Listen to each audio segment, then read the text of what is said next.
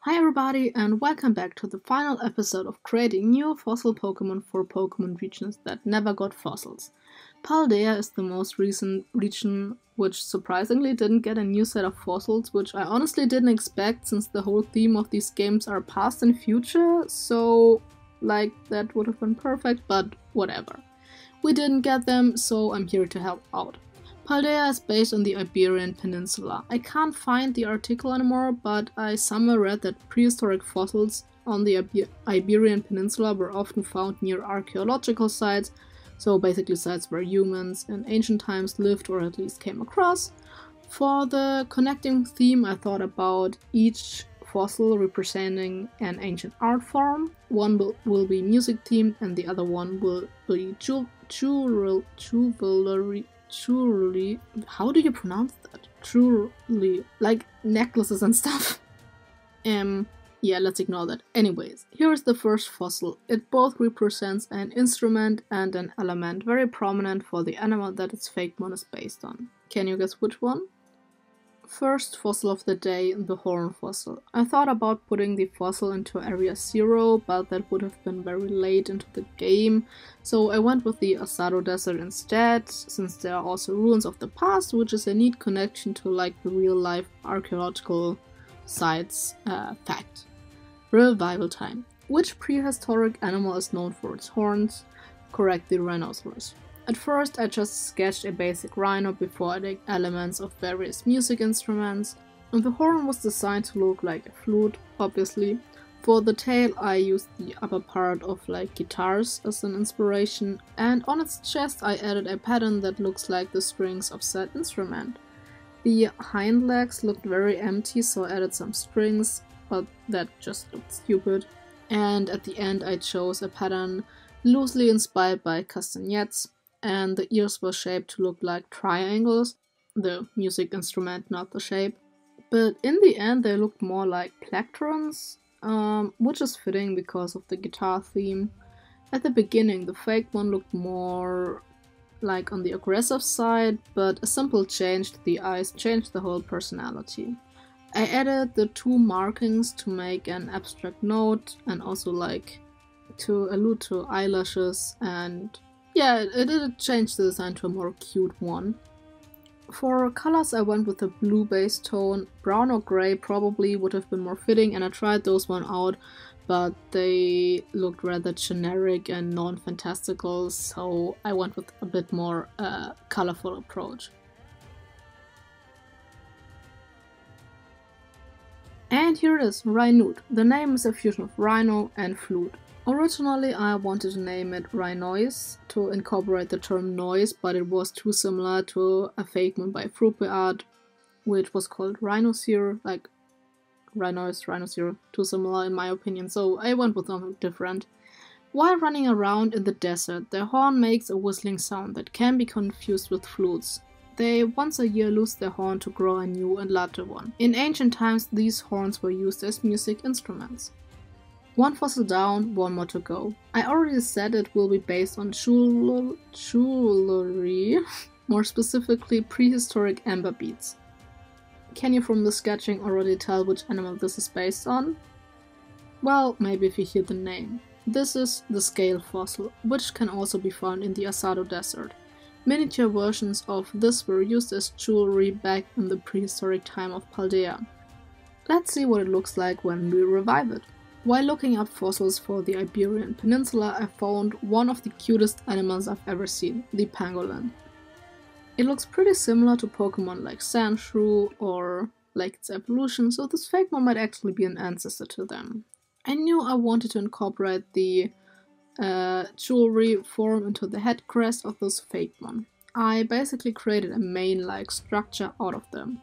The feet are shaped like pearls and the arms like a different type of jewelry, which I don't know the English term for, so yeah, whatever. The head spikes as well as the following spiky parts are both structured like amber, which is a really fascinating material. It is fossilized tree resin, which is millions of years old. It's very light and can swim on water, and it can be statically charged. If I ever make an evolution, I would probably give it the additional typing of electric because of that. For the colors, I chose green as the body color and reddish and orange tones for the amber looking parts. However, I forgot to actually render it to look like amber.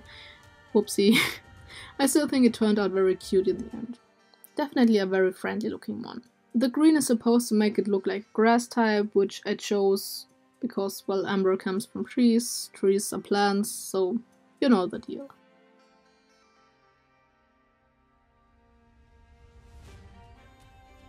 And here we have Pangolini. I think for the name I used Pangolin, Mini and Jewelry.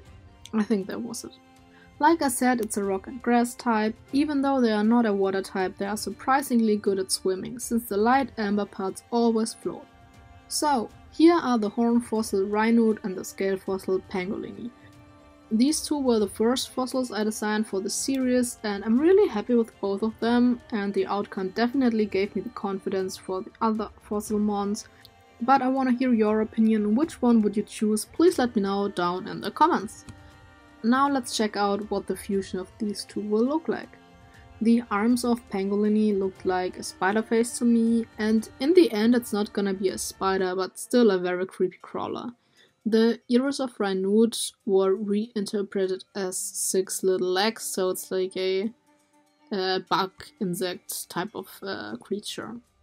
From the beginning I knew I wanted to make a weird alien larva type of thing. I imagined this one being really slimy, but that was too complex for me to render at this point. It has 4 obvious pairs of eyes and a giant one on top of its head to make it a bit more unsettling looking. It also has 6 pairs of legs on its side. The color scheme of the sprite fusion was not bad, but was too close to Pangolini, so I added some blue to the mix, but it looked very friendly, which was not the vibe I was going for.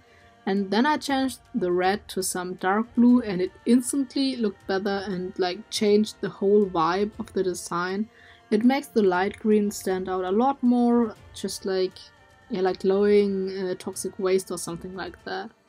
And that gave me the idea for the typing actually. Here it is, the poison type Pangoot.